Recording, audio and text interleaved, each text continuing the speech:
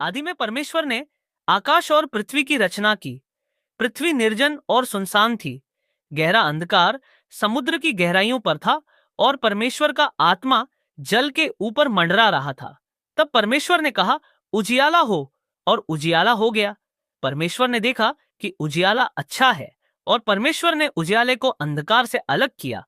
परमेश्वर ने उजियाले को दिन कहा और अंधकार को रात कहा, और सांझ हुई और भोर हुई पहला दिन। तब परमेश्वर ने कहा, जल के बीच में एक आकाश मंडल हो जो जल को जल से अलग करे, और ऐसा ही हुआ। परमेश्वर ने आकाश मंडल बनाया और आकाश मंडल के नीचे के जल को ऊपर के जल से अलग किया। तब परमेश्वर ने कहा, जल के बीच में एक आकाश मंडल हो और वह जल को जल से अलग करे। ध्यान दें कि हर दिन की सृष्टि परमेश्वर के वचन के द्वारा पूर्ण होती है। और परमेश्वर ने आकाश मंडल को बनाया और आकाश मंडल के नीचे के जल को ऊपर के जल से अलग किया, और ऐसा ही हुआ। परमेश्वर ने उस आकाश मंडल का नाम आकाश रखा। और सांझ हुई और भोर हुई दूसरा दिन। तब परमेश्वर ने कहा, आकाश के नीचे का जल एक स्थान पर इकट्ठा हो जाए और सूखी भूमि प्रकट हो, और ऐसा ही हुआ। परमेश्वर ने सूखी भूमि को पृथ्वी कहा और जल के इकट्ठा होने को समुद्र कहा। और परमेश्वर ने देखा कि यह अच्छा है। तब परमेश्वर ने कहा, पृथ्वी हरी वनस्पति उत्पन्न करे, बीज देने वाले पौधे और प्रत्येक प्रकार के फल वृक्ष जो अपने प्रकार के अनुसार फल दें, जिनमें बीज हो। और ऐसा ही हुआ। ध्यान दे, परमेश्वर ने सजीव वस्तुओं की रचना इस उद्देश्य से की कि वे प्रजनन करें, बीज उत्पन्न करें। और पृथ्वी से वनस्पति उत्पन्न हुई, अपने प्रकार के अनुसार बीज देने वाले पौधे और अपने प्रकार के अनुसार फल देने वाले वृक्ष जिनके फल में बीज हो। और परमेश्वर ने देखा कि यह अच्छा है। और सांझ हुई और भोर हुई तीसरा दिन। तब परमेश्वर ने कहा, आकाश के विस्तार में ज्योतियां हों जो दिन और रात को अलग करे, और वे चिन्हों, ऋतुओं, दिनों और वर्षों के लिए हों। और परमेश्वर ने दो बड़ी ज्योतियां बनाई, बड़ी ज्योति दिन पर राज्य करने के लिए और छोटी ज्योति रात पर राज्य करने के लिए। उसने तारों को भी बनाया। और परमेश्वर ने देखा कि यह अच्छा है। और सांझ हुई और भोर हुई चौथा दिन।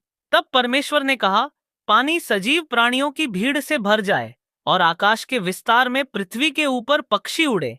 तब परमेश्वर ने बड़े समुद्री जीवों और प्रत्येक प्रकार के चलने फिरने वाले जलचर प्राणियों की रचना की, जो अपने अपने प्रकार के अनुसार जल में भर गए।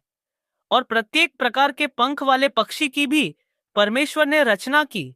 और परमेश्वर ने देखा कि यह अच्छा है। तब परमेश्वर ने उन्हें आशीर्वाद दिया, यह कहते हुए, फलो और बढ़ो और समुद्रों के जल को भर दो, और पक्षी पृथ्वी पर बढ़ते रहें।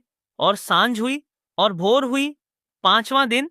तब परमेश्वर ने कहा, पृथ्वी अपने अपने प्रकार के जीवों को उत्पन्न करे, पशु, रेंगने वाले जीव और पृथ्वी के वन्य पशु अपने प्रकार के अनुसार।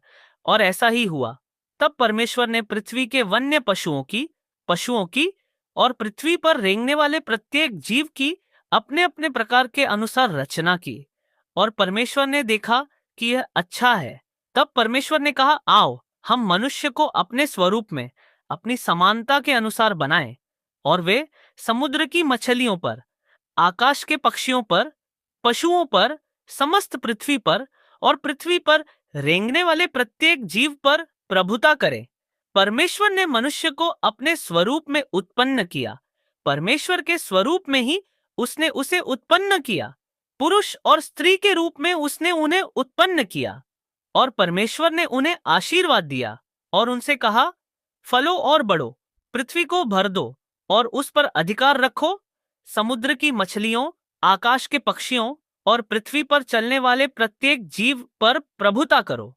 तब परमेश्वर ने कहा, देखो, मैंने तुम्हें पृथ्वी की सारी सतह पर बीज देने वाले हर पौधे को और हर उस वृक्ष को दिया है जिसमें बीज वाला फल होता है। ये तुम्हारे भोजन के लिए होंगे।